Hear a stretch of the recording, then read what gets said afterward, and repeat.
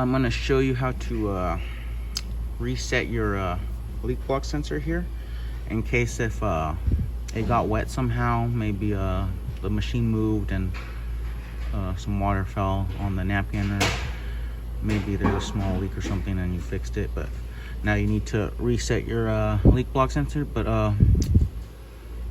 to reset your leak block sensor, if there's any amount of water on the paper towel underneath it, it'll go off, and then there'll be no water to the system.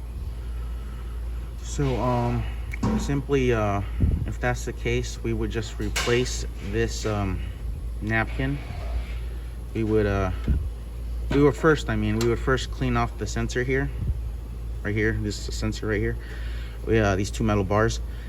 We would clean off that any moisture that got on there by any chance, and then we would put a new paper towel in the machine, making sure we don't touch this with our bare hand, because if we touch it with our bare hand,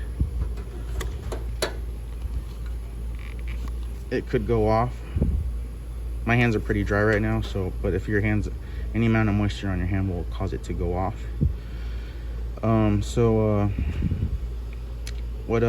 What you would need to do is, after you cleaned off all the water that might be on these two bars right here, you would set it on a new dry towel, and then you would simply just reset it with this button right here, and that resets it. So now it should be in working order. Also, if the battery is dead, this also might not work. So to replace the battery, go right here on the side. There's a compartment right here, and take it off. There we go. And then you see the battery here. I usually shake it out, and then I've got the battery here. And then if the battery's dead, I would remove the old one. Have the machine right here, the leak block sensor. I'm going to pretend this is a new battery, and then simply I would just match it up with the positives and the negatives, and then I close it up, stick it back inside, put the lid back on, and then I would stick it back on top of my paper towel, making sure I never touch the bottom of the metal part. Then I would just reset it, and so yeah, I should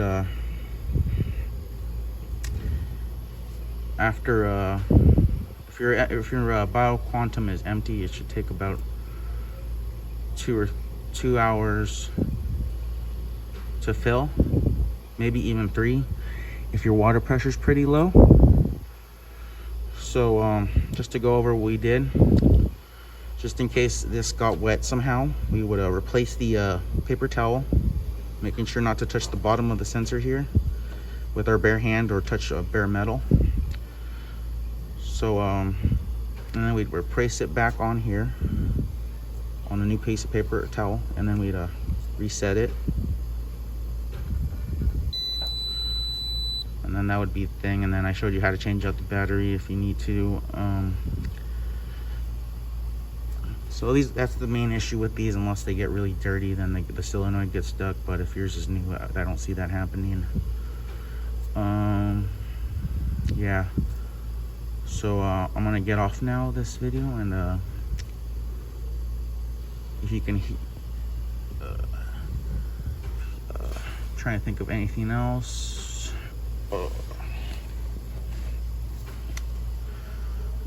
Seems like it. Yeah, just not touching the metal on the bottom where the sensor is. The metal is the sensor right there on the bottom. Making sure not to touch that with your bare hand, and then putting it on a new dry paper towel, because any amount of moisture will set these things off. Just clicking the button, that will reset it.